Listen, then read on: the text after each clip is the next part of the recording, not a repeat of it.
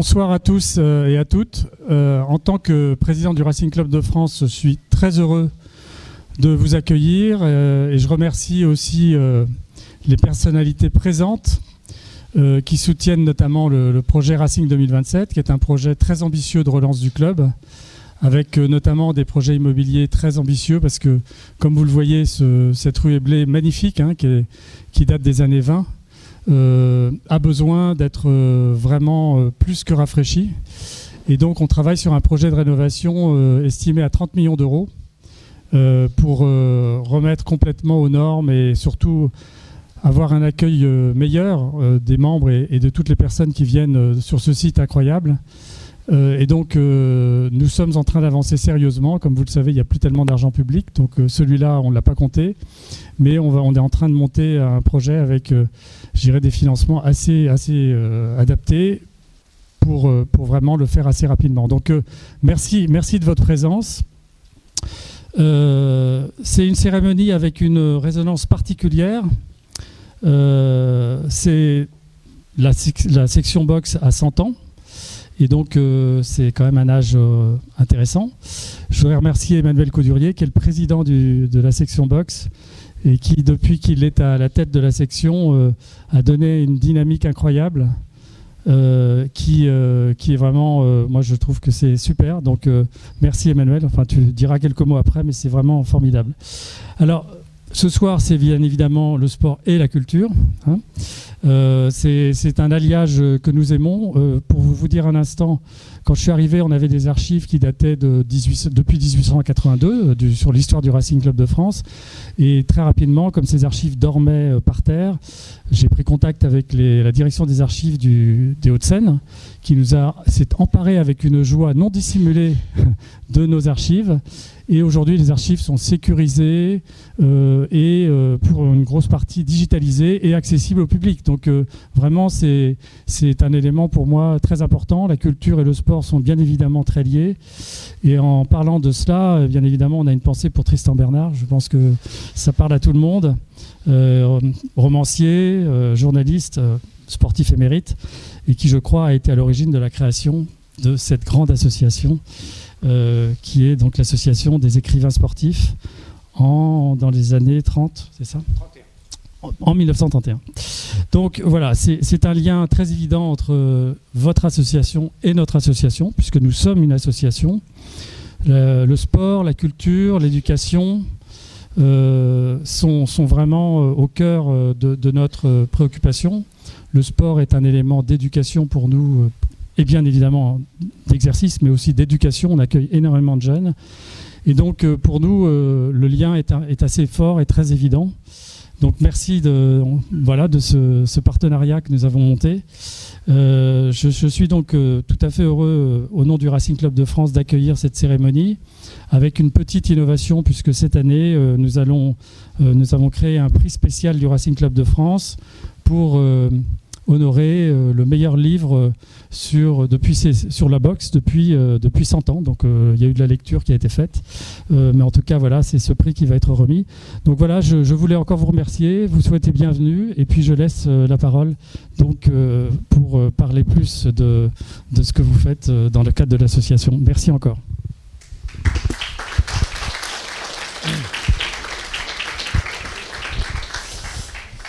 Eh bien écoutez, merci Monsieur le Président du Racing Club de France, donc Philippe Baudillon, je vous remercie pour votre accueil et c'est effectivement un partenariat que nous avons organisé, monté grâce à l'initiative d'Emmanuel Coudurier et nous ne pouvons que nous en réjouir bien évidemment.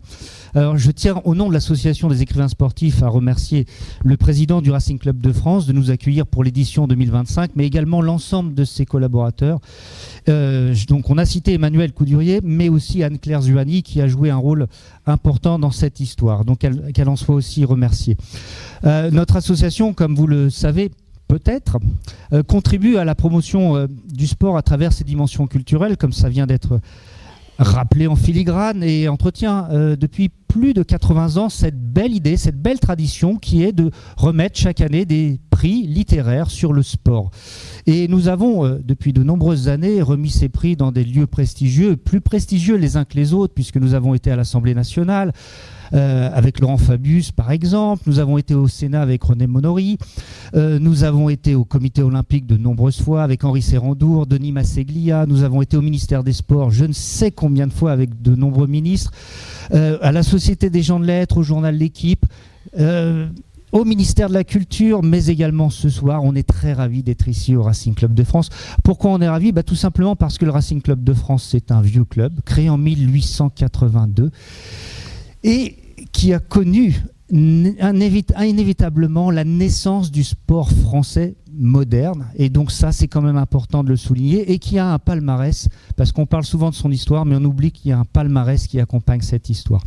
Alors je dois maintenant rappeler que notre association des écrivains sportifs a accompagné elle aussi à sa mesure le mouvement sportif français, puisqu'elle a été créée, comme vous venez de le rappeler, en 1931, le 17 juillet 1931 par le dramaturge, l'enthousiasme du dramaturge Tristan Bernard. Mais c'est en fait au cours des années 20, juste après la Première Guerre mondiale, que l'idée a germé avec de jeunes lettrés qui avaient connu les tranchées et qui voulaient exalter le corps grâce à l'activité sportive et surtout en faisant du sport un sujet d'inspiration à la fois artistique, donc littéraire, pictural et musical, et c'est pour ça que ça s'est au début appelé le Plume Palette Club. Donc il y avait différents artistes, et puis très rapidement en 1931, c'est surtout les écrivains qui se sont rassemblés et qui ont œuvré pour créer l'association des écrivains sportifs. Et il y avait parmi les précurseurs Maurice Genevoix qui a été au Panthéon en 2020, rappelons-le, mais il y avait aussi tout un ensemble de compères, des noms qui doivent peut-être vous parler: Jean Giraudoux, Henri de Monterland, Pierre Macorlan, Paul Morand, Maurice Leblanc ou encore André Aubet. Et tous ont animé évidemment cet idéal, cette audace pour faire en sorte que l'effort sportif devienne quelque chose d'admirable sous toutes ses formes. Alors moi, en tant que président, donc 7e du nom en 94 ans d'existence, c'est pour vous dire que les mandats de président chez nous, ça dure, c'est long. Mais en même temps, c'est un sacerdoce, mais ça n'est pas non plus une souffrance. Et je tiens évidemment à rappeler et souligner et remercier tous mes prédécesseurs, donc Tristan Bernard, comme on vient de le rappeler, Marcel Berger, Paul Vialard, Bernard Destremo, qui était diplomate et également un homme de tennis. Et comme ce soir, on va offrir beaucoup de prix au tennis, c'est important de le rappeler. Monique Berliou, qui avait été directeur exécutif du CIO. Je dis bien directeur parce qu'elle ne voulait pas qu'on dise directrice exécutive du CIO. Voilà. Et également Benoît Emmermann, qui est toujours à mes côtés, l'ancien grand reporter de l'Équipe Magazine, qui est membre d'honneur, le président d'honneur de l'association et qui aurait dû être là ce soir, mais il a préféré, pour son plus grand bonheur, naviguer dans les îles Marquises. Qu'il en soit heureux. Et je tiens également à saluer les lauréats que nous avons consacrés: Roger Frison-Roche pour premier de cordée, Denis Lalanne, Paul Fournel, Jean Echnoz, Jean Hatzfeld, Jean-Philippe Toussaint, Vincent Duluc, Thierry Frémaux, Pierre Assouline. Vous voyez tout un ensemble de noms prestigieux par lesquels finalement notre association a indirectement su rayonner. Alors, afin de promouvoir ces belles valeurs du sport, ces valeurs culturelles, et les rendre accessibles au plus grand nombre, je tiens à dire que notre association organise de nombreuses actions culturelles et sociales. En effet, on organise des expositions, on participe à des festivals, on suggère des livres, on fait des conférences, des lectures auprès des étudiants, des collégiens, des lycéens, mais aussi auprès des prisonniers, auprès des enfants malades, auprès des pensionnaires d'EHPAD, mais également dans les villages vacances. Et pour cela, je tiens à remercier deux de nos partenaires qui sont présents ici ce soir, le ministère de la Culture, en la personne de Bruno Belaïch, mais également les actions sociales de l'énergie, le service culturel des actions sociales de l'énergie, en la présence d'Alexandre Courban et de Marie-Anne Collin. Mais au-delà de ça, nos actions culturelles, et j'en ai bientôt terminé, rassurez-vous, c'est de dire qu'elle se fait, ces actions culturelles, à travers une équipe de France des écrivains de football. Et donc ça veut dire qu'il n'y a pas simplement que la plume, il y a aussi les jambes, hein, et donc il n'y a pas que la tête, pardon, il y a aussi les jambes, et c'est important de le dire. J'en viens maintenant à la remise des prix à proprement parler. Et je vais commencer tout d'abord par le prix spécial. Un prix spécial qui ne relève pas d'habitude de nos attributions, puisque c'est bien, comme son nom l'indique, un prix spécial, qui cette année est fait pour célébrer le centenaire de la section boxe du Racing Club de France. Alors plutôt que de rappeler l'origine de ce prix, qu'on a intitulé le livre de boxe du siècle. C'est tout un programme, vous l'imaginez bien, et Emmanuel Coudurier va rappeler cela très bien. Je voulais dire que nous avons fait les choses au niveau de l'association de façon professionnelle. Oui, de façon professionnelle, puisque nous avons essayé d'organiser ça avec un jury désigné pour l'occasion de 8 membres, donc des jurys de l'association en partie, mais aussi croisés en partenariat avec le Racing Club de France. Et nous avons sélectionné 15 ouvrages à partir de 3 critères. Le premier, c'était un ouvrage littéraire en langue française. Le deuxième, il devait être publié dans les 100 dernières années. Et le troisième critère, un livre qui est toujours disponible dans le commerce et que vous pouvez retrouver d'ailleurs à la librairie à l'accueil. Alors pour le présenter, le prix et le lauréat, je vais donc laisser la parole à Emmanuel Coudurier, président de la section boxe.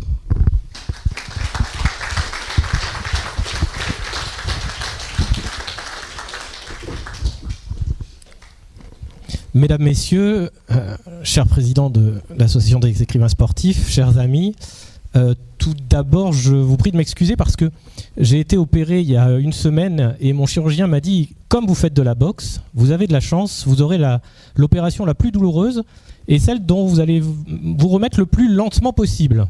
Donc je vois à peu près flou, mais je vais tenter de lire quand même.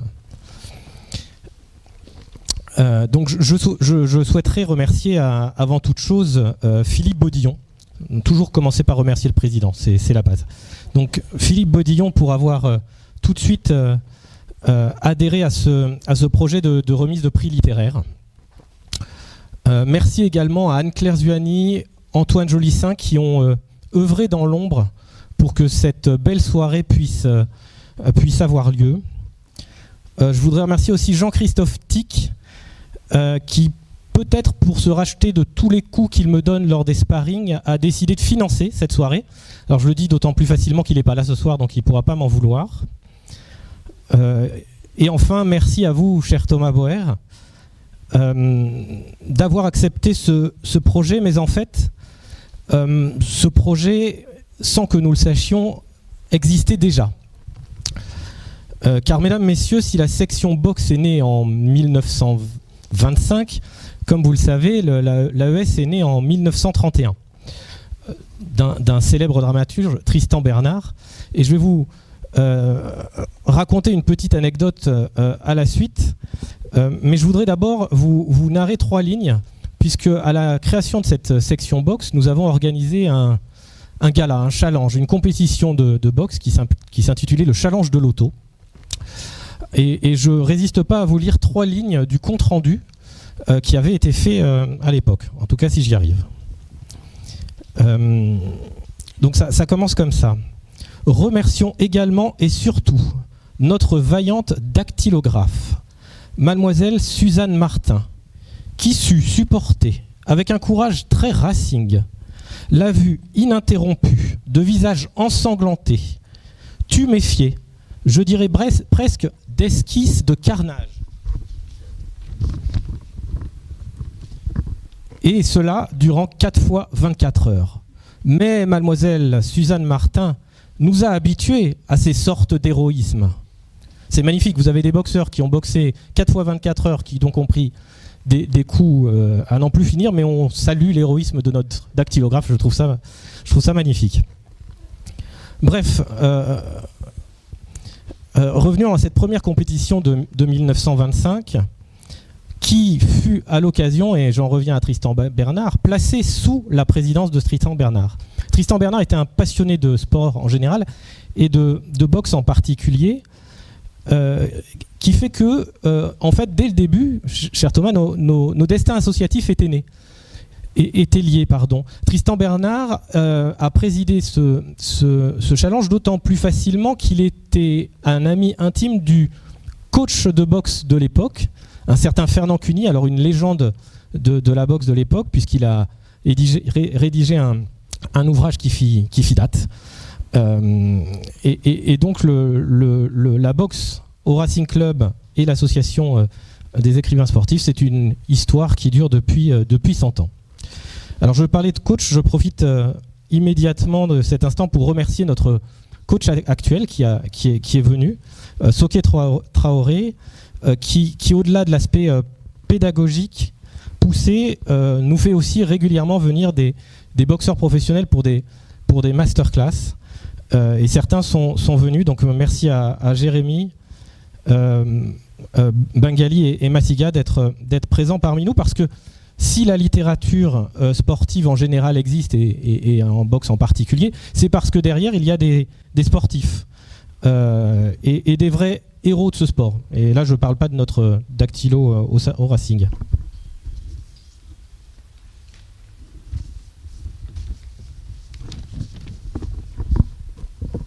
Donc, chers membres de l'AES, il nous aura fallu en fait que 100 ans pour que nos destins se recroisent. Mais passons maintenant au vif du sujet, à savoir le livre de boxe du siècle. Alors, je suis particulièrement content qu'il soit remis à Élie Robert Nicou, car en toute indiscrétion, j'ai voté pour lui. Alors, sans que ma voix ait une quelconque importance au vu des membres du jury bien plus éminents que moi, mais je suis vraiment content que ce prix soit donné à Élie Robert, et je tiens d'ailleurs chaleureusement à remercier sa femme et l'une de ses filles, je crois, d'être venue parmi nous. Alors ce livre, il traite de la boxe au travers de destins de boxeurs de toutes époques.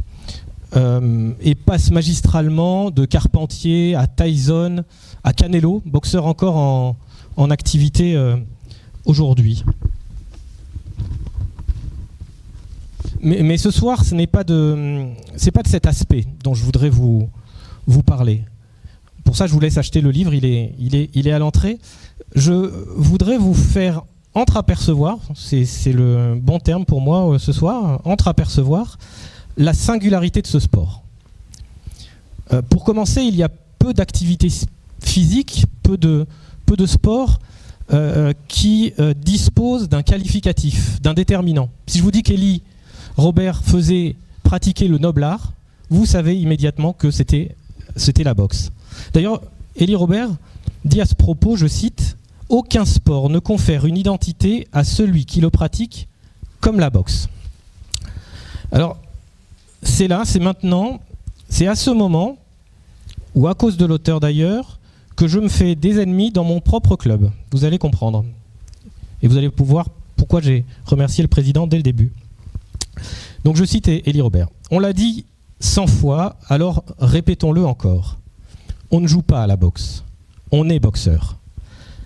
Un tennisman n'est qu'un joueur de tennis. Un golfeur n'est qu'un joueur de golf. Aucun sport ne sculpte le visage de celui qui le pratique comme la boxe. Il y a des tronches de boxeurs dans toutes les salles. Les cicatrices au coin des yeux, le nez écrasé, les oreilles en chou-fleur, ce sont les médailles du ring. Même le rugby n'offre pas ça. Pratiquer la boxe, c'est effectivement mettre son intégrité physique en jeu. C'est en fait se confronter à soi-même par l'intermédiaire de l'autre. Alors pour vous faire comprendre cette petite phrase, je vais encore citer Élie Robert dans ce magnifique livre qui explique l'exercice de base de tout boxeur qui s'appelle le sparring.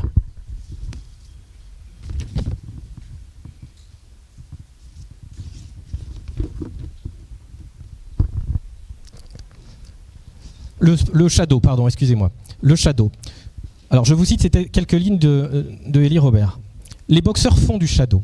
Le shadow, c'est l'ombre. Ça fait partie de leur vie, de leur entraînement. Ils envoient des coups de poing contre des adversaires absents qu'ils doivent imaginer, qu'ils doivent recréer devant eux et qui leur échappent sans cesse. Ils esquivent, frappent, se déplacent devant le vide. Ou alors ils le font devant la glace. Et là, ils deviennent l'ombre d'eux-mêmes. Il faut oublier que c'est soi-même que l'on a en face de soi. Il faut imaginer que c'est un autre, un adversaire dont on observe tous les défauts. On devient soi-même l'adversaire de l'autre. On se punit soi-même devant le miroir pour toutes nos erreurs. Je pense que là, vous avez, si vous voulez comprendre la boxe, tout est dit dans ce petit texte. Je voudrais terminer par deux autres éléments qui résonnent particulièrement et qui se passent en vrai de commentaires, tellement la justesse du propos dit tout. Je vous cite Élie Robert. Il est inévitable, dans ce cas-là, que l'on traîne aussi avec soi sur le ring l'identité avec laquelle on est, N-A-I-T. Quand on est, E-S-T, boxeur, on est aussi noir, blanc, juif, italien, irlandais, musulman, gitan, catholique. On est toujours tout à la fois. Le dernier point, j'ai quasiment fini, rassurez-vous.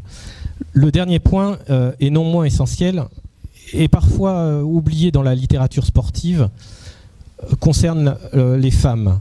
Élie Robert n'oublie pas d'y consacrer un chapitre entier, et nous sommes fiers, nous, au Racing, de compter dans notre section et dans toutes les sections, mais puisque nous parlons de boxe, restons dessus, de compter un grand nombre d'adhérentes.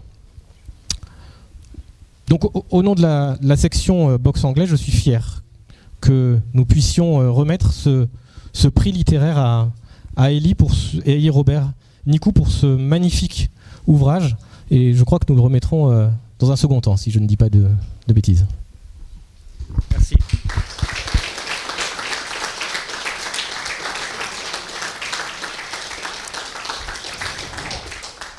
On va le remettre, non, pas dans un second temps, on va le remettre très rapidement, mais je sais qu'il y a d'abord une prise de parole pour présenter l'ouvrage de l'éditrice qui est là. Alors je ne sais pas. Ah voilà, je la cherchais des yeux.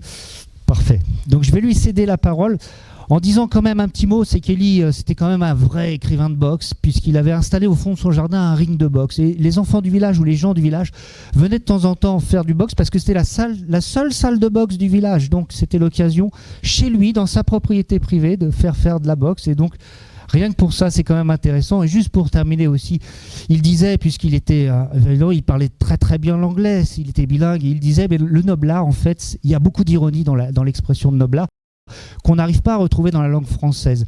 Et il dit, en fait, dans la boxe, il n'y a rien de noble. En fait, la boxe, c'est un sport de violent, de barbare, de brutalité. C'est fait pour les pauvres, les miséreux. Et c'est ce qu'il disait.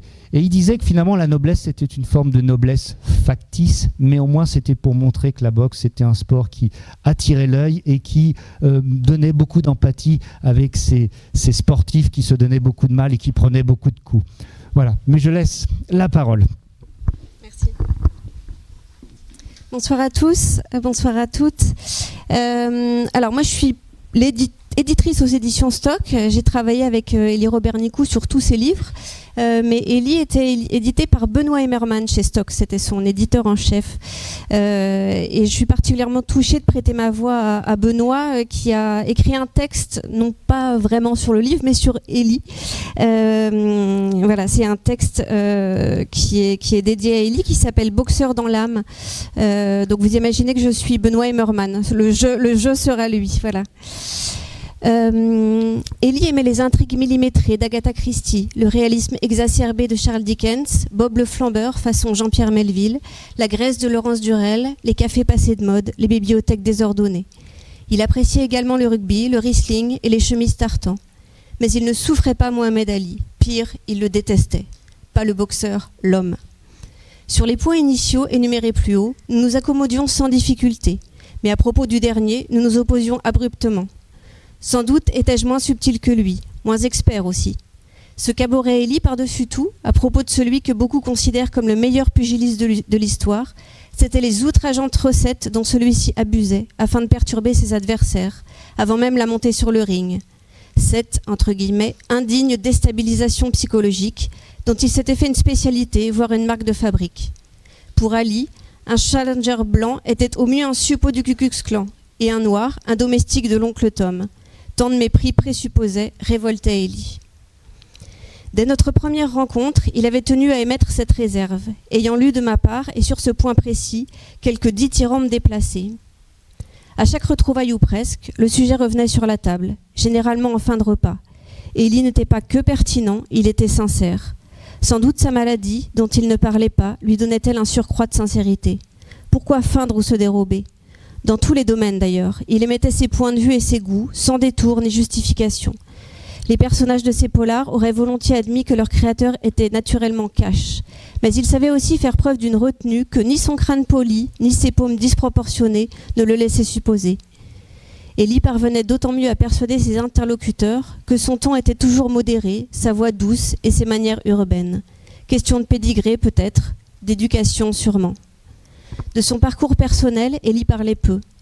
Tout au long de la rédaction de Scènes de boxe, le premier essai pugilistique qu'en tant qu'éditeur j'ai encouragé à rédiger, il m'avait certes concédé quelques bribes biographiques, mais à peine plus que ce nous apprenait la fiche Wikipédia qui lui est consacrée. Bien sûr, il m'apprit que son père avait été boxeur professionnel à la marge, qu'il fréquentait le milieu avec méfiance et qu'il partageait avec son fils quelques soirées à l'Élysée-Montmartre. Mais il fallait s'y reprendre à 2 fois pour qu'il s'épanche davantage.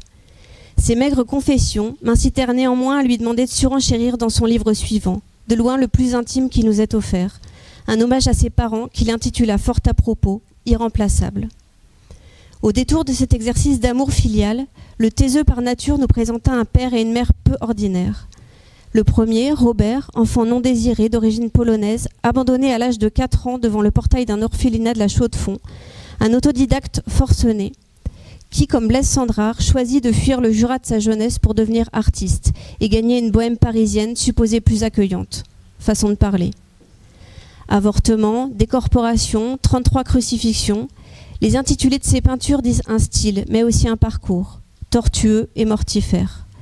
Jusqu'à la consécration, les galeries de New York et de Tokyo, accompagnées de toutes les reconnaissances que cela suppose.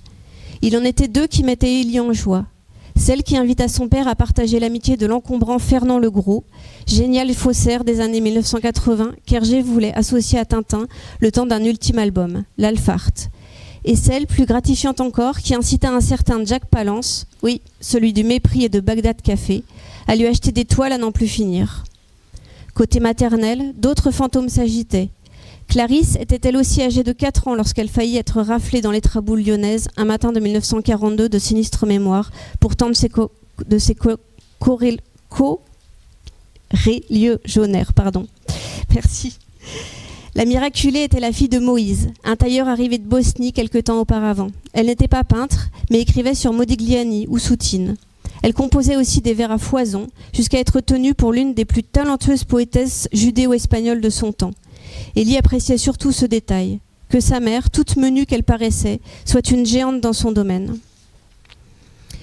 Robert Nikoïtsky et Clarisse Abinoum, bientôt réunis sous le même toit et la même passion, se partagèrent d'un commun accord derrière un nom d'emprunt, Robert Nicou. Par contraste ou pour donner le change, le parcours scolaire d'Élie fut classique et rectiligne. Lycée Condorcet, Sorbonne, maîtrise de littérature. Son excentricité à lui ? L'Angleterre, qui en matière d'exotisme s'y entend beaucoup plus qu'on l'imagine. Ainsi, le jeune homme résida à Canterbury avant de rallier St Andrews, au titre de maître assistant, puis Cambridge, où il jeta les bases d'une thèse de doctorat dont l'intitulé « As Digital Technology Killed Literature » paraît avoir été pensé par Hercule Poirot himself. On a déjà imaginé des échappées universitaires plus rock'n'roll. Mais Élie ne résista ni à la tentation de l'enquête, ni à Claire, qui, entre 1000 qualités, possède celle d'être une fille du royaume. Toujours nuancée, jamais péremptoire, Élie m'entretenait souvent de sa seconde patrie, appréciant surtout d'en évoquer les paradoxes. Ses lords et ses punks, ses traders et ses hooligans. S'y serait-il installé à demeure ? Pas sûr, mais quand il choisit de revenir en France, c'est presque naturellement qu'il opta, avec Claire en soutien, cela va de soi, pour la Dordogne, la plus british des provinces françaises et de loin. J'ai visité près d'une centaine de pays dans le monde, mais à ma grande honte, je ne me suis jamais aventurée dans le Périgord vert, à tort. Tous ceux qui ont poussé jusqu'à Saint-Pardoux-la-Rivière, où les Nicous se sont finalement établis, m'ont rapporté le pittoresque d'une région préservée, la chaleur d'un cottage confortable, une bâtisse tissée de verdure, une prairie accueillante, un arbre monumental. Au fond du jardin, dans une ancienne salle de classe, préservée de la destruction et des intempéries, Élie avait organisé ses 2 priorités, une bibliothèque, encombrée, et un ring, agréé, où il dispensait avec un entrain enfantin des leçons de boxe aux jeunes et aux moins jeunes, garçons et filles des environs. Pendant que ses filles, Mathilde et Abigail, grandissaient, Élie écrivait et traduisait. Sa fameuse trilogie policière, Février, Comme des hommes, Passe-temps pour des amis nobles, et ses auteurs fétiches, entre autres Ed McBain, Elmore Leonard, Peter Corris, Cem Potok. Et toujours la boxe revenait à la charge au rang de ses plaisirs prioritaires, dont il nourrissait la chronique donnée chaque mois à Sud-Ouest en particulier, et qui précipita parallèlement la rédaction de 2 nouveaux opus, 200 noirs nus dans la cave, l'abracadabrantesque description des coulisses du premier combat Ali Quarry, organisé le 26 octobre 1970 à Atlanta, et le portrait de l'Amérique en boxeur amoureux, attachant compte-rendu des 400 coups fomentés par Jack Dempsey, l'inégalable champion des poids lourds de 1919 à 1926. Pour notre malheur, Élie Robert Nicou n'a pas eu le loisir de pousser son exercice plus avant. Du moins est-il mort comme un boxeur, trop tôt, le 2 août 2023, la veille de ses 60 ans, en délicatesse avec sa santé, mais fier, à juste titre, et de ses livres et de ses combats.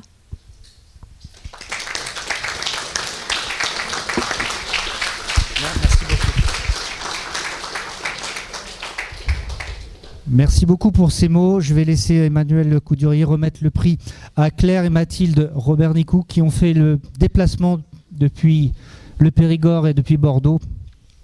Voilà, je vous en prie. Venez ici. Voilà. Je sais qu'elles n'ont pas souhaité prendre la parole, donc en tout cas une pensée émue à Élie Robert Nicou. Merci. Bon, après cette période d'émotion, je crois que nous pouvons continuer et poursuivre avec cette fois-ci le prix du beau livre, plus classique pour l'Association des écrivains sportifs, qui a été créé en 1991, qui récompense un ouvrage illustré par les documents les plus originaux, par la qualité des images, mais aussi des textes. Il contribue à la beauté et à la grandeur du sport. Le livre primé cette année, Sport au pluriel, une histoire en images de 1860 à nos jours, est paru aux éditions du Seuil.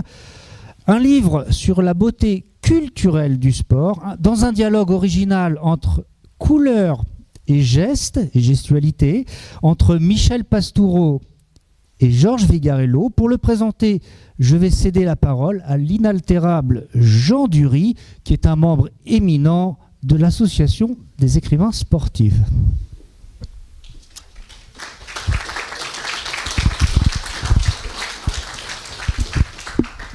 Inaltérable, je ne sais, mais moi ce qui me taquine, c'est avec ce micro qui n'est pas un micro sur pied, est-ce que vous nous entendez vraiment? Bon, alors, espérons-le. Pour avoir le prix du beau livre, créé en 1991 par l'Association des écrivains sportifs, un double critère, par définition, et comme on s'y attend, est nécessaire, la qualité éditoriale et l'apport du texte qu'il propose. Alors c'est bien entendu le cas,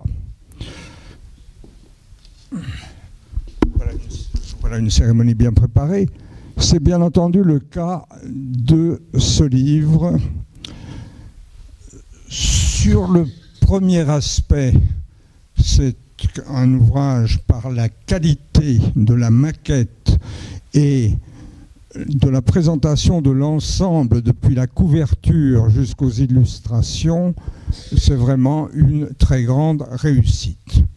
Pour ce qui est du texte, on ne pouvait qu'espérer le meilleur de ce rare tandem formé par deux auteurs et historiens d'exception, du style en rougir, et c'est bien le cas avec, entre autres, l'historien des couleurs, Michel Pastoureau, ici noblement présent derrière sa canne, et Vigarello qui se cache dans le fond de la salle. Vigarello qui a tracé son sillon à partir de 1978 et de sa thèse sur le corps redressé. Or, ce qui est curieux, c'est que le principal obstacle à l'attribution de ce prix par notre jury a été bien ce même Georges Vigarello. Je explique. L'an dernier, nous étions au Comité national olympique et sportif français, qui a depuis renouvelé son intérêt pour l'accueil régulier de notre cérémonie, et nous décernions à Vigarello le prix le plus exceptionnel de notre palmarès, puisque c'est le seul qui est attribué une fois tous les 4 ans. Et ce prix, c'est le prix Pierre de Coubertin. Alors à propos, je signale pour ceux qui l'ignoreraient qu'il vous suffira après la cérémonie de quelques gracieuses foulées pour traverser le boulevard des Invalides et vous incliner devant le 20 rue Oudinot où Pierre de Coubertin est né le 1er janvier 1863. Mais il y a surtout une règle tacite chez nous, c'est que nous veillons à ce que le même auteur n'ait jamais 2 fois le même prix. Or, en l'an 2000, le prix du beau livre a été décerné à un certain Vigarello pour sa passion sport. Et il était déjà apparu sur notre palmarès en 1988 avec son histoire culturelle du sport. Mais notre hésitation n'a pas duré longtemps parce que nous aurions considéré que Michel Pastoureau soit pénalisé du seul fait de son complice, ça aurait été une iniquité. Et donc, nous avons retenu ce livre auquel j'arrive. Alors, sur le plan de l'esthétique, effectivement, il y a tout. Il y a la qualité de la maquette, le choix de la typographie, il y a les illustrations qui sont choisies avec perspicacité et certains des documents photographiques, parce que c'est d'abord en noir, puis le moment venu en couleur. Certains des documents photographiques choisis sont des trouvailles. Je pense par exemple au seau de haie de mademoiselle Suzanne Liébrard en 1921, qui d'ailleurs se trouve avoir été une camarade de classe de ma mère Marie-Jeanne Dury au lycée Lamartine. Ceci est une parenthèse. Mais il y a aussi la lanceuse de disques à lunettes de 1943. Il y a cet instantané du démarrage irrésistible d'Herb Elliott dans le 1500 mètres de la finale des Jeux de Rome en 1960, quand il se détache du Hongrois Rosa Volgi et d'un Michel Jazzy de 24 ans qui va avoir une brillante médaille d'argent. Donc, ces illustrations, elles sont essentielles. Et puis, il y a aussi les programmes, parce que je pourrais en citer bien d'autres. Il y a les programmes et les affiches où je ne peux m'empêcher de retrouver certains des éléments des collections du Musée national du sport, ce cher musée, qui est d'ailleurs présent dans ces pages.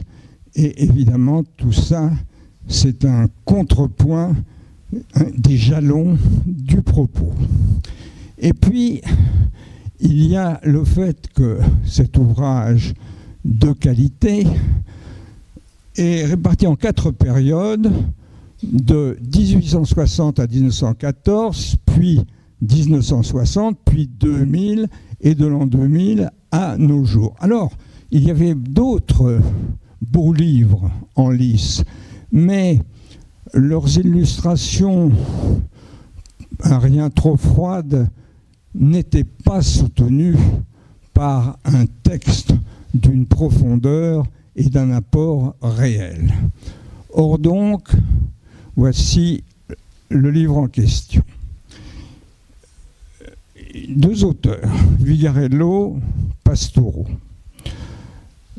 Georges Vigarello, dans la ligne de son œuvre, pour sa part, donne tout son sens à cette histoire, variant selon les civilisations, les temps, les périodes, et inséparable de l'histoire de la nudité, de l'hygiène et de la propreté.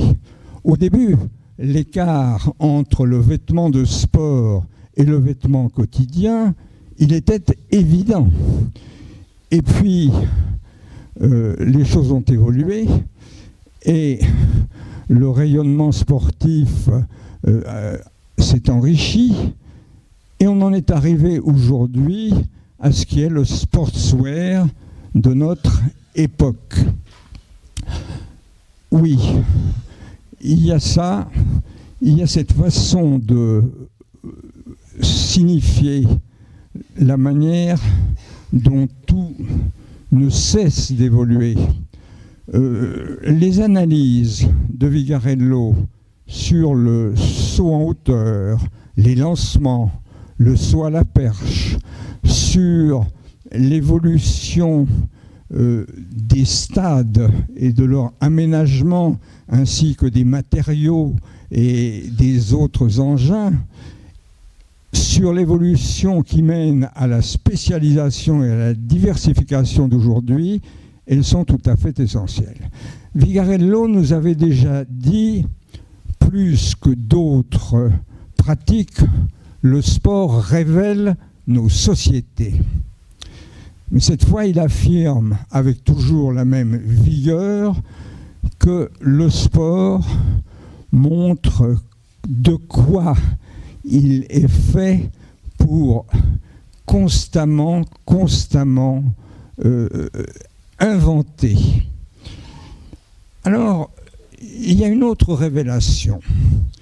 Et pour nous tous qui sommes réunis ici ce soir, et pour les lecteurs présents et à venir du livre, cette révélation, c'est celle qu'un élève du Jardin du Luxembourg, un ancien chartiste, un historien des systèmes symboliques, partage avec Vigarello la passion du sport. De Michel Pastoureau, dont on pourrait dire qu'il a inventé l'histoire des couleurs depuis 1988, depuis son dictionnaire des couleurs de notre temps de 1992, et plus encore avec cette série unicolore commencée en 2000 avec le bleu et dont en 2024 vient de paraître rose, qui en est le 7e fleuron déjà, soit 2 couleurs de plus que les 5 anneaux olympiques. Oui, Michel Pastoureau est l'un des nôtres. Avec quelle intelligence, quelle finesse, il nous démontre que les couleurs devraient être étudiées comme un des éléments majeurs de l'histoire des sports. Et ça, c'est le constat essentiel sur lequel sa démonstration est pertinente, puisque à chaque fois, je le rappelle, les textes font face aux illustrations du livre. Oui, Michel Pastoureau dégage et s'attache à nous montrer le blanc, qui au départ était une marque élitiste d'une pratique de la haute, le noir des officiels, les rayures des maillots et leurs effets cinétiques, le vert des gazons et de la veste du vainqueur du Masters d'Atlanta. Et ainsi, il avance d'une manière éblouissante. Alors, je m'arrête là et je dis un grand merci à ces deux hommes qui nous ont fait voir et comprendre des choses que jusqu'ici, jusqu'à ce livre, nous avions négligées, sinon ignorées. Et je vous remercie de votre patiente et bienveillante attention. Merci Jean. Je vais inviter les lauréats, donc Michel Pastoureau et Georges Vigarello, venir ici pour recevoir leur prix si c'est possible. Et puis, ça c'est pour vous. Ça c'est pour vous. Si vous voulez dire un petit mot, c'est possible, je vous en prie. Par contre,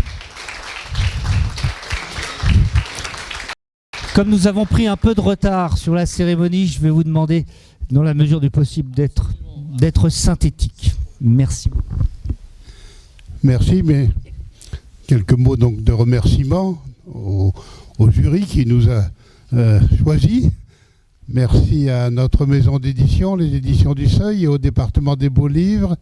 Merci à notre éditrice, Caroline, qui est présente ici, et à notre attachée de presse, Marie-Claire, qui est présente également. Et puis merci à Georges d'avoir été mon co-auteur, si je puis dire. Donc lui s'est occupé plus particulièrement de ce qui concerne gestes, attitudes, comportements, etc. Et moi, l'aspect couleur, bien sûr, mais aussi compétition, palmarès, fait peu connu. Essayer d'attirer l'attention sur des choses qu'on ne dit pas souvent. Par exemple, en football, la taille du ballon, on n'en parle jamais. Moi qui étais gardien de but de l'équipe de mon collège puis lycée, je peux vous assurer que dans les années 60, le ballon de football était plus lourd et plus gros qu'aujourd'hui. Ça a l'air politiquement incorrect de le dire, parce qu'on n'a pas le droit de le dire, et pourtant je vous assure que c'est vrai. Et par là même, on joue au football d'une autre façon. Moi qui étais gardien de but, j'essayais souvent d'attraper le ballon à deux mains. Aujourd'hui, plus aucun gardien de but essaye d'attraper le ballon à deux mains, mais il tape dedans, il le dévie, il le repousse. On a l'impression parfois que c'est un autre jeu. De même, c'est fréquent de tirer de loin, parfois de 40 mètres à ras de terre. Plus personne ne fait jamais ça aujourd'hui. Un tir de 20 mètres, c'est un tir de loin. Donc le football a pas mal changé.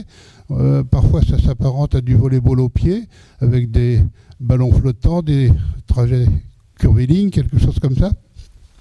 Voilà, donc il y a des remarques de cette nature. Je prends un autre exemple qui me tient à cœur. Un fait de sport qui est parmi les plus méconnus et pourtant les plus remarquables, c'est en ski, la Coupe du monde de ski de 1980, chez les hommes et chez les femmes. Le vainqueur chez les hommes était Andreas Wenzel, chez les femmes Annie Wenzel, sa sœur, le frère et la sœur ont gagné la Coupe du monde de ski, c'est-à-dire la plus grande compétition de l'année sur la totalité des disciplines. C'est passé sous silence, quasiment, le frère et la sœur, et le frère et la sœur du Liechtenstein, un pays de 15 000 habitants, un tiers de département français. Donc c'est pas un Autrichien, pas un Australien, pas un Allemand, pas un Italien, pas un Américain, pas un Canadien, pas un Norvégien, pas un Français surtout, qui a gagné la Coupe du Monde. Andreas Wenzel de Liechtenstein, et sa sœur Annie, qui était la favorite chez les femmes, a fait de même. Et alors aux Jeux Olympiques de 1980, avec Plessid, Annie Wenzel a gagné à la fois le slalom spécial et le slalom géant. Et d'abord le géant, elle est montée sur le podium. L'image m'a énormément frappé à la télévision. Elle est montée sur le podium. Le drapeau du Liechtenstein, qui est bleu et rouge, a été hissé. Et puis la fanfare s'apprêtait à jouer l'hymne du Liechtenstein, mais ignorait complètement quel était l'hymne du Liechtenstein. Il y a eu un moment de panique totale. Elle riait sur le podium, elle l'a bien pris. c'est absurde parce que c'était la favorite, donc on aurait pu prévoir les choses. Et finalement, on a joué le God Save the Queen, faute de mieux. C'est un grand moment de sport, bon enfant, si je puis dire. Je passe la parole à Georges. Merci beaucoup. Bon, écoutez, je vais être très bref. D'abord, je tiens à remercier Jean Dury, parce qu'il évoque les choses à la fois avec pertinence, avec une précision, il a une mémoire incroyable, je ne peux qu'apprécier et j'insiste. Je voudrais dire 2 choses. La première, c'est que notre projet, ça a été dit par Michel, notre projet c'était d'essayer de mettre en scène ce qui n'est pas forcément mis au premier plan dans la pratique sportive. Ce qui est mis au premier plan, c'est l'exploit, c'est le résultat, c'est l'affrontement, etc. Et la mise en scène, c'est quoi ? C'est le fond finalement de la pratique, c'est-à-dire les couleurs et les gestes, et une gestualité tout à fait particulière qui évolue avec le temps, ça a été très bien dit par Jean, je n'y reviens pas. Donc à la fois vous avez le fond finalement de ces pratiques qui est relativement peu montré alors qu'il est extrêmement important parce que c'est un des facteurs de l'excitation, du plaisir, de l'enthousiasme, de l'ambiance, etc. Et du coup c'était ça que nous avions voulu faire. La deuxième chose que je voudrais dire, très rapidement, c'est que moi, je suis passionné par 2 types de pratiques intellectuelles. La première, c'est de me retrouver dans une bibliothèque seul. Alors, on va me dire, oui, mais ça, c'est finalement retrouver la matrice, vous voyez, c'est la mère. Pas du tout. Pour moi, pas du tout. Et dans une bibliothèque, c'est au contraire être excité par les usuels, les livres qui sont là, qui vous entraînent sur de nouvelles voies. Et donc, c'est beaucoup plus quelque chose qui est productif que quelque chose qui est passif. Mais, ce que j'aime aussi beaucoup, c'est le travail collectif. Et en particulier, je trouve que dans cet exemple-là, il y a un immense plaisir de travailler avec Michel, évidemment, parce qu'on échange, on apprend des choses, comme dans les bibliothèques, vous apprenez dans les usuels. Là, vous apprenez en discutant, et évidemment, ça a été dit, il y a un travail considérable fait par l'iconographie, par les éditeurs, etc. Donc c'est un travail à 3. C'est un travail tous les 2, Michel et moi, et c'est un travail évidemment avec l'équipe du Seuil que je ne peux me manquer de remercier chaleureusement.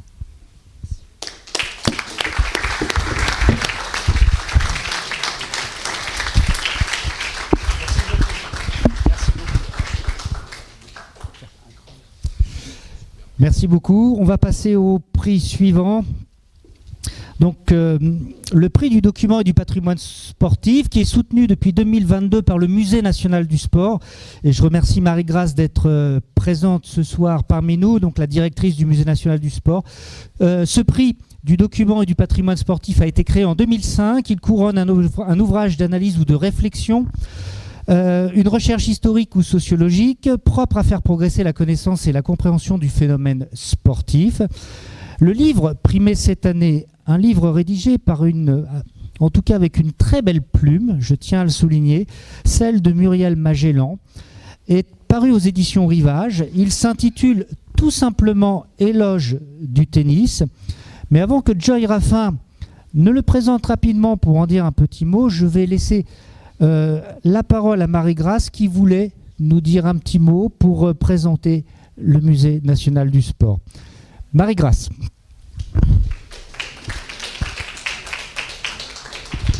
Merci beaucoup Thomas. Bonjour à toutes et à tous. Donc en effet, c'est un projet qui remonte à quelques années. L'idée était de travailler, de favoriser la recherche dans le domaine du sport. Et pour mémoire, au hasard, enfin pas tout à fait au hasard, au cas où certains d'entre vous ne connaîtriez pas le musée du sport. Donc c'est le seul musée national qui a comme thématique le sport, qui dépend directement du ministère des Sports et qui se trouve à Nice. Alors c'est un peu loin de Paris bien sûr, mais c'est finalement presque au centre de l'Europe, donc tout est relatif. Et il conserve à peu près 50 000 objets aujourd'hui, donc patrimoine matériel en 3D. Et il est estimé, mais on n'a pas terminé les recueillements et les inventaires, il est estimé conserver également 400 000 documents, donc ça devrait faire du travail sur la planche pour les prochains chercheurs. Alors je vous disais en introduction, c'est peut-être un peu loin, mais on travaille avec la Bibliothèque nationale pour justement informatiser les documents d'archives, les revues, etc. sur Gallica Marque Blanche et donc rendre accessible à tous, enfin en tout cas au plus grand nombre, l'ensemble de ces documents. L'avantage de venir à Nice, outre que le climat est meilleur qu'à Paris, c'est que les prêts ne sont pas limités dans la journée, comme c'est le cas pour la Bibliothèque nationale ou les grandes bibliothèques parisiennes. Donc vous avez autant d'ouvrages que vous voulez, ça fait avancer plus vite vos recherches. Donc, merci et je vous invite à venir au musée. Et je suis ravie que ce soit une femme qui ait le prix du musée Solidarité oblige. Merci beaucoup Marie.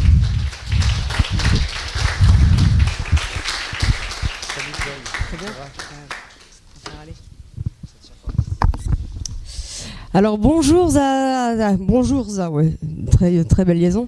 Bonjour à toutes et à tous. Merci d'être présents ici au Racing Club de France pour la remise du prix en document Sport et littérature 2025 qui revient cette année à Muriel Magellan pour son ouvrage Éloge du tennis, paru aux éditions Rivage.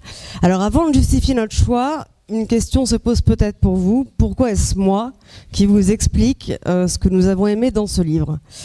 Parce que moi, en vrai, je suis ceinture noire de judo, championne de volley, je fais du foot, du surf, du skate, du snowboard, tous les sports de glisse, de l'athlétisme, de la boxe, du tennis de table.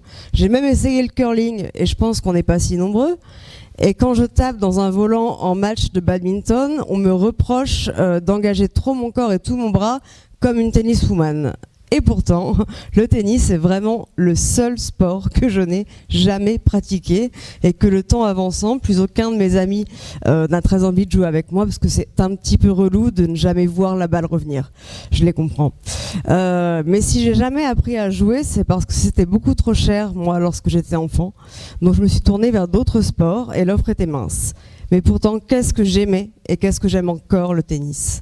Alors peut-être parce que mon grand-père m'en a appris tous les rouages et les règles et que je ne manque plus jamais un match de Roland-Garros, notamment depuis. Mais cette année, je vous le dis sans pudeur, mon grand-père est décédé le jour de l'hommage à Raphaël Nadal. J'avais donc 2 raisons de pleurer et une de plus sans doute pour me laisser raccrocher par la couverture ocre du livre de Muriel Magellan. Ensuite, plus intéressant que ma vie, ok. Pourquoi Muriel Magellan ? Femme de lettres, on la connaît romancière, réalisatrice, mais pas particulièrement pour ses amours de balle. Et pourtant, Éloge du tennis, c'est un peu son coming out tennistique. Et sans pudeur, elle non plus, elle se livre. Et dès lors, elle est plus que légitime quant à la réception de l'un de nos prix. Créée en 1931 par Tristan Bernard, l'association des écrivains sportifs avait pour but de tisser des liens entre les auteurs, les artistes classiques, aimés des élites, et le sport, censé divertir les masses. Alors rien que pour cette attention de l'illustre auteur barbu, Muriel Magellan mérite sa carte de membre de l'AES, et plus encore ce prix pour Éloge du tennis. Vous le lirez, c'est un livre où se croisent Marguerite Duras, Roger Federer, David Hockney, Serge Danet, Björn Borg. Qu'ont-ils en commun ? La passion, le goût de l'échange, de faire rêver et d'être admiré par Muriel Magellan. Dans Éloge du tennis, Muriel Magellan nous apprend ou nous rappelle que Charlie Chaplin aurait joué au tennis à Guattari avec les Mousquetaires. Et alors ça donne vachement envie de voir le film de Charlot, The Starboarder, un film de 1914, dans lequel il jouerait au tennis. Dans Éloge du tennis, Muriel Magellan nous apprend ou nous rappelle aussi les évolutions sociétales de ce sport. Religion, homosexualité, égalité des sexes. Une certaine interview, par exemple, titrée par des mots de la championne pour moi hors catégorie, Serena Williams, intitulée « La grosse vous emmerde ». Muriel Magellan varie les coups et dans son livre, les chapitres se suivent mais ne se ressemblent pas. Nous passons de l'histoire avec un grand H du tennis à son histoire à elle avec le tennis. Ses entraînements, ses matchs et elle encore, sachez qu'elle est quand même classée 15-2. Pas mal, bravo. Et alors d'ailleurs, je suis d'accord avec elle, ça vaut ce que ça vaut, mais le classement des joueurs de tennis ne m'a jamais paru égalitaire. Ce n'est pas forcément en jouant plus, quitte à finir 2e, que l'on va améliorer son classement. Il faut parfois savoir refuser de jouer un tournoi pour voir son classement à l'ATP progresser. Je rêverais qu'on m'explique vraiment cette logique, si quelqu'un est... Je dis oui. Muriel Magellan compare sa façon d'écrire à sa technique de tenniswoman. Elle explique que ce que l'on aime dans les matchs de tennis, c'est bien souvent les surprises, la fantaisie, les points gagnants dingues de Gaël Monfils ou déjà le service à la cuillère de Michael Chang. Son ouvrage alterne les sets, passant du récit de ses matchs à elle, à ses souvenirs, de ceux des stars de la raquette qu'elle aime depuis toujours, Mauresmo la magnifique et Connors la pierre. Cela en tête, Muriel Magellan n'élude pas non plus la dizaine d'années qu'elle a passé plus loin des terrains et des écrans. Elle est notamment passée au travers d'un de mes joueurs préférés, qui moi me fascinait par ses coups de grâce et de colère, Marat Safin. Mais je lui pardonne parce que moi, je connais beaucoup moins bien McEnroe qu'elle.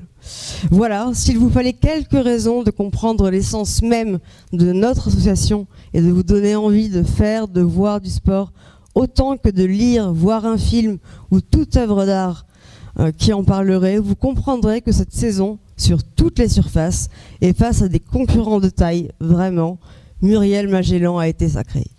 Merci aux éditions Rivage d'être toujours aussi exigeants dans ces ouvrages et à l'image de Muriel Magellan, surprenante. Tout ou presque est dit, vous n'avez plus qu'à lire et moi à vous dire vraiment bravo encore.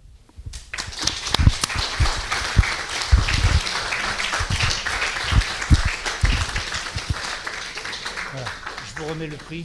Merci. Voilà. Je vais dire un petit mot, bien sûr.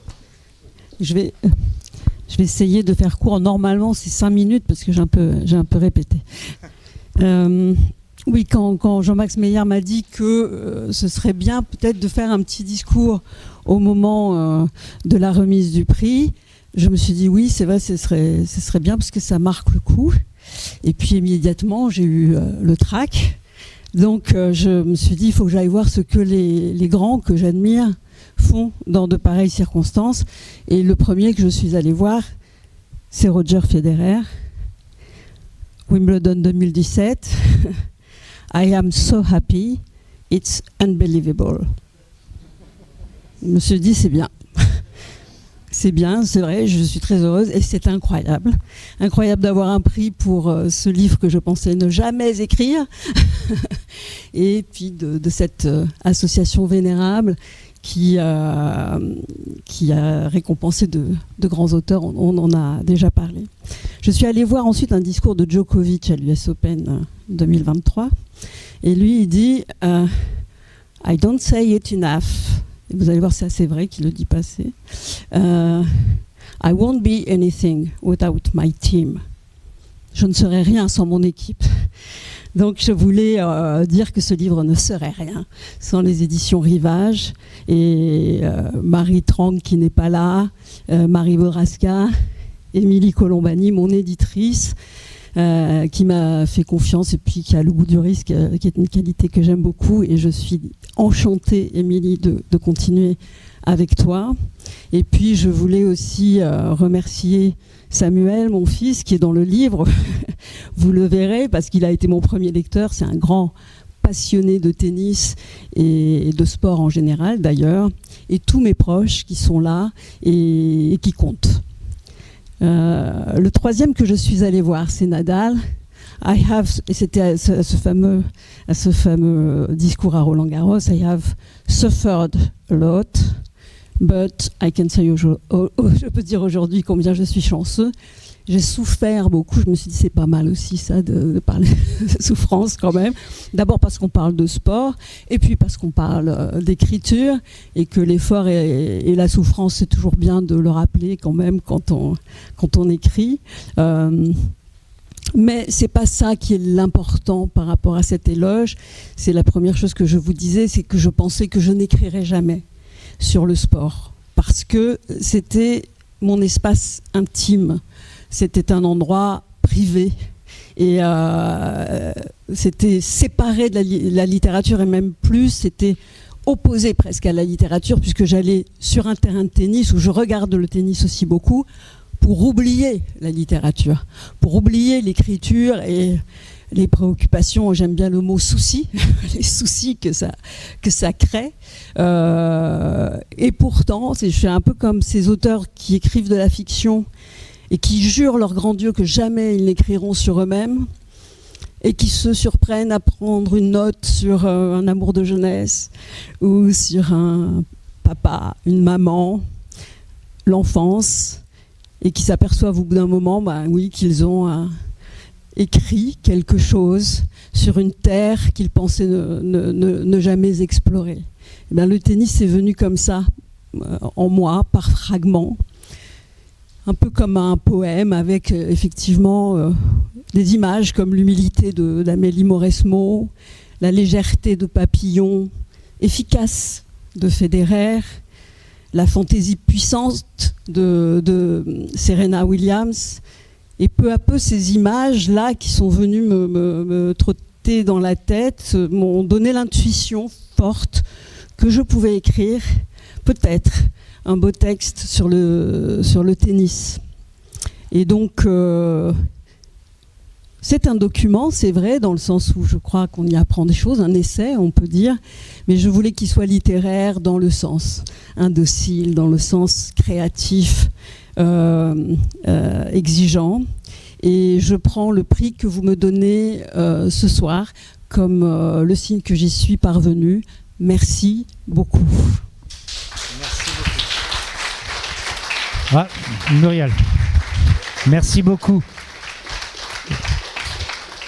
Et je vous confirme, Muriel, que ça aurait pu être aussi le Grand Prix Sport et Littérature du fait de la qualité littéraire de ce texte.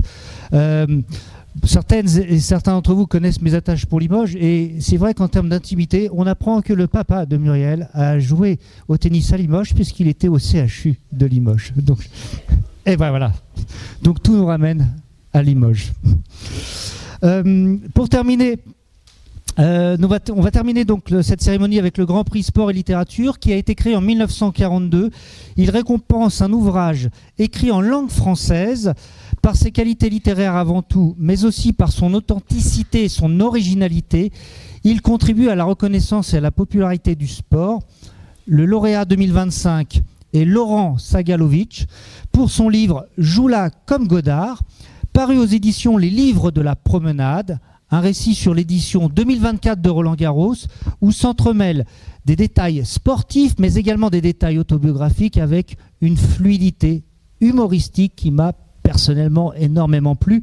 Avant que Laurent Sagalovic et son éditeur, donc Christophe Taureau, ne prennent la parole, je voulais juste donner quelques instants le micro à Arnaud Ramsay, qui est un membre dévoué de l'AES, qui est journaliste et qui participe à de nombreuses actions pour nous. Merci Président. Donc j'ai quelques instants. Vous avez faim ? Ah, ça commence bien. Alors je vais essayer de me couper pour aller au plus court. Et si je vous dis que je vais faire court, vous n'allez pas me croire. Donc je le vois, Laurent, je ne l'avais pas reconnu sans son chapeau.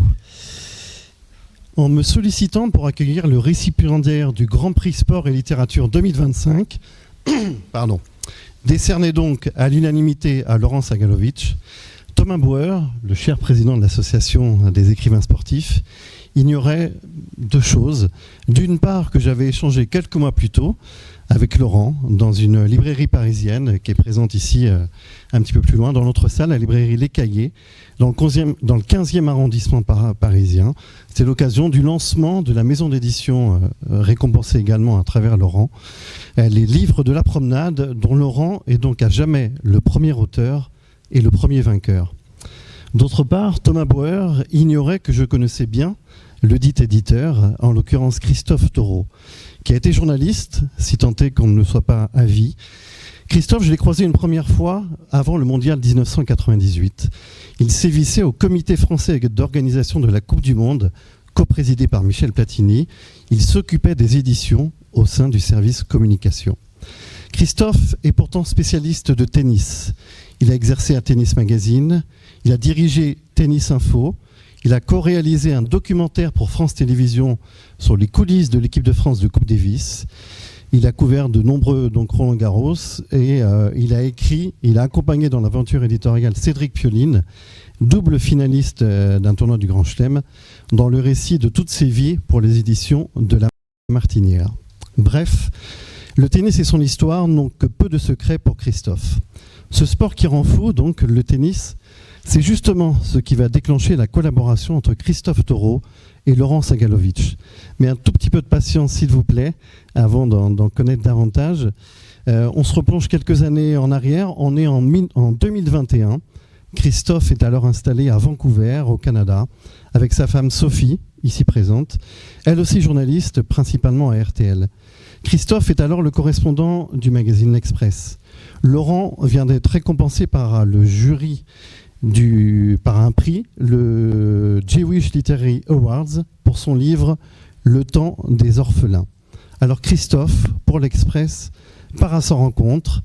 Les deux hommes ne se connaissent pas, on est encore très loin des cours, mais les deux hommes accrochent très vite.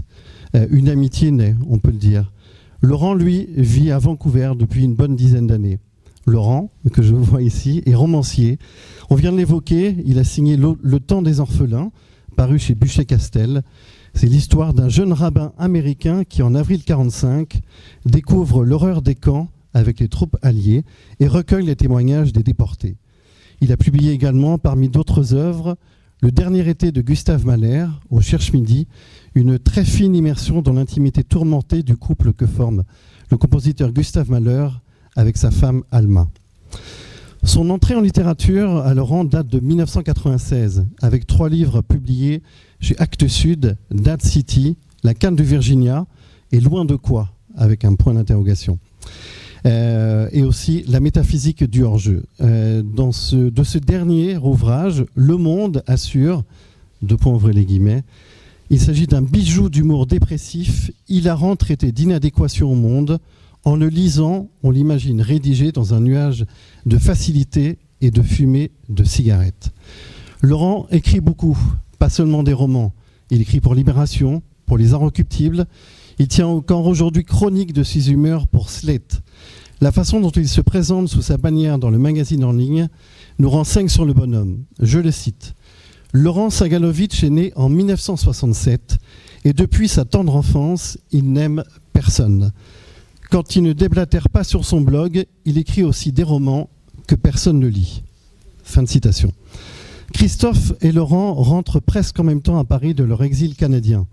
Christophe, lui, avec sa femme, Laurent, sans sa compagne, qui, dit-il, l'a abandonné du jour au lendemain, après 18 années de vie commune, en réalisant, je cite encore, « Quel boulet j'étais ».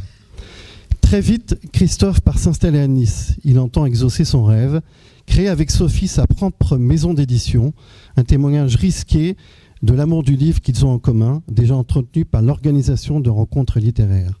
Ainsi sont nées, au printemps 2024, les éditions des livres de la promenade. C'est aussi une histoire de famille, puisque leurs filles Chloé et Nine, qui sont ici, je crois, présentes, participent à l'aventure, la première comme membre du comité de lecture et la seconde comme graphiste. Pour le premier livre de ce nouveau bébé, donc les livres de la promenade, Christophe pense à son ami Laurent, dont il aime tant l'esprit, l'humour et le style. Il voudrait lui confier ce qu'avait imaginé Jean-Luc Godard. En 2001, le réalisateur culte, passionné de sport en général et de tennis en particulier, avait accordé une interview vraiment magique et fameuse au quotidien L'Équipe. Donc auprès de Jérôme Bureau, qui était à l'époque le patron du journal, et de Benoît Emmerman, le président d'honneur de l'AES, si j'ai bien compris, en route vers les Marquises, le Vénard, Jean-Luc Godard évoquait la manière de filmer le sport et le tennis.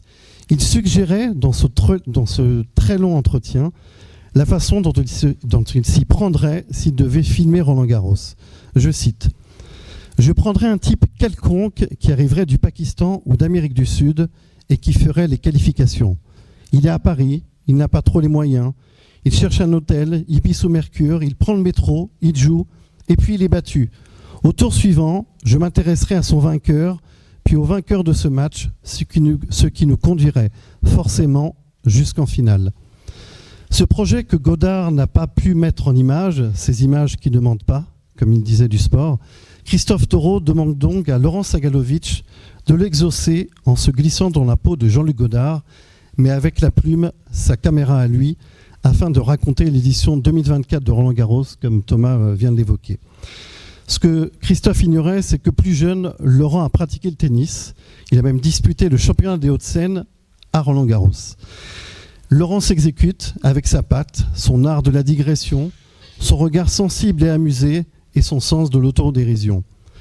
L'ouvrage « Joue là comme Godard » a paru le 10 avril 2025 avec une couverture, comme Muriel Magellan, aussi ocre que la terre de Roland-Garros. Ce premier des livres de la promenade, Christophe Taureau le présente ainsi. Un texte plein d'humour et d'amour pour le tennis, à mi-chemin entre les cahiers du cinéma et Tennis Magazine, et bien plus accessible, rassurez-vous, que certains films de Jean-Luc Godard. Tout cela est exact. Accrédité, Laurent s'est plongé dans les allées de la Porte d'Auteuil, du premier tour des qualifications jusqu'à la finale, du Serbe Amat Medjegovic à l'Espagnol Carlos Alcaraz, jour après jour, vainqueur après vainqueur, de la salle de presse au restaurant du stade, d'un match au soleil à une partie sous la pluie ou en nocturne.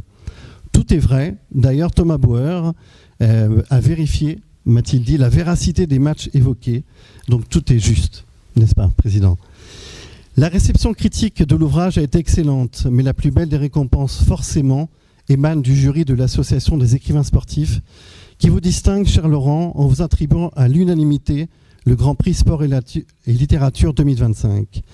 Pour conclure, un court extrait de votre ouvrage, « Joue là comme Godard », ouvrez les guillemets. « Le tennis de haut niveau n'est rien d'autre qu'un apprentissage de l'échec. En cela, il demande des dispositions mentales hors du commun. La victoire est un bref intermède entre deux défaites. C'est ainsi que se construit la carrière d'un joueur de tennis professionnel, entre une euphorie passagère et les infinis et amers étranglements des désillusions. » Fin de citation. Il en va de même pour la littérature de haut niveau. Bravo à vous, Laurent, pour ce Grand Prix, bref intermède entre deux défaites.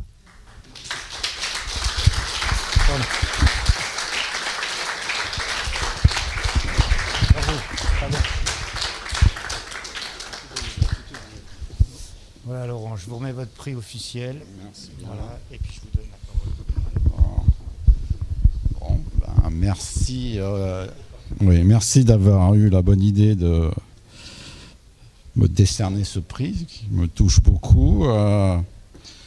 Les premiers remerciements, évidemment, iront à Christophe et à Sophie, sans qui je n'aurais jamais, évidemment, écrit ce livre. Quand il m'a proposé ce sujet, j'étais quelque peu dubitatif et puis en fait je me suis laissé prendre au jeu et au final j'ai eu un vrai plaisir d'écriture qui visiblement a été partagé. Je tenais aussi à remercier mon frère qui m'a toujours soutenu et qui a été derrière moi dans les moments un peu plus difficiles de ma vie.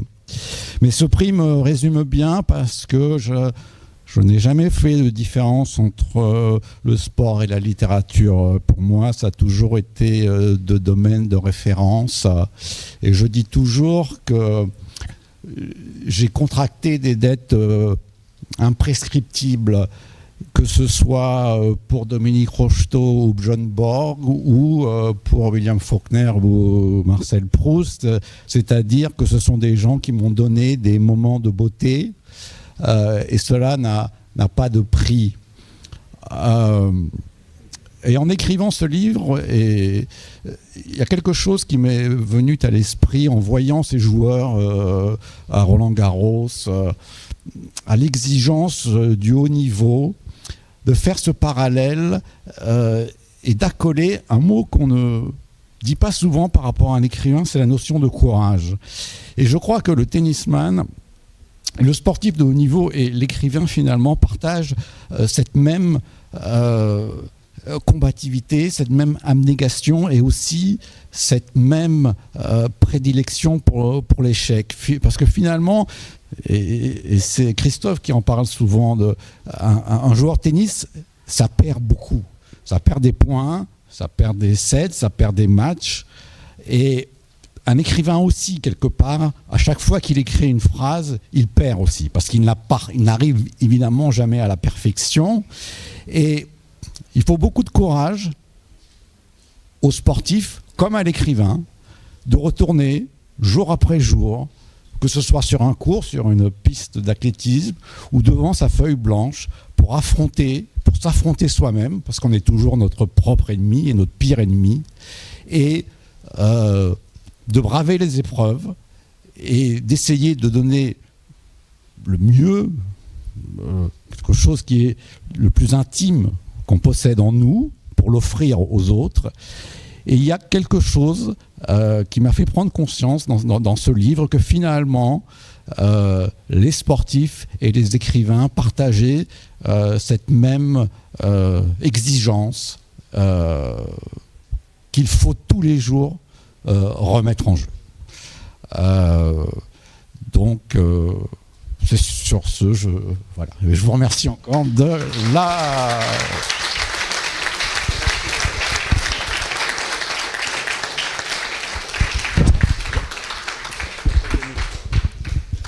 Merci beaucoup. Et effectivement, c'est un excellent livre. Je ne peux que le recommander à celles et ceux qui ne l'ont pas encore lu. Et bravo encore à la maison d'édition qui a fait un travail remarquable. Donc, si vous voulez dire peut-être, je ne sais pas si vous vouliez dire un petit mot, parce que je crois que vous y teniez. Puis après, on conclut la cérémonie.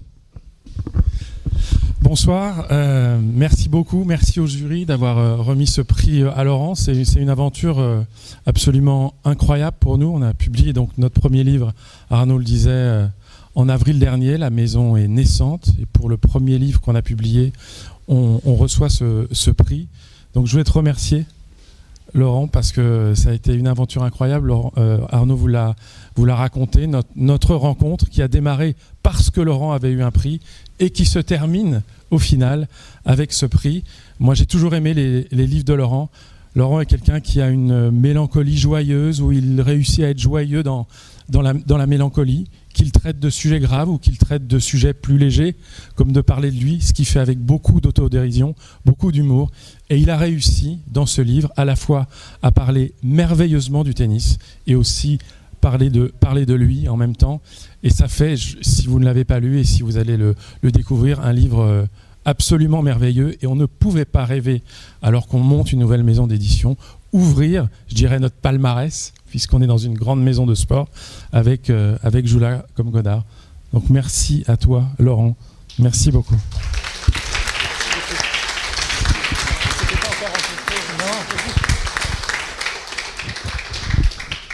Eh bien, écoutez, la cérémonie arrive à son terme, donc je vais remercier au nom de l'Association des écrivains sportifs une fois encore le Racing Club de France pour leur accueil. Je vais demander aux lauréats et aux lauréates de venir à mes côtés pour la photo officielle de l'édition 2025.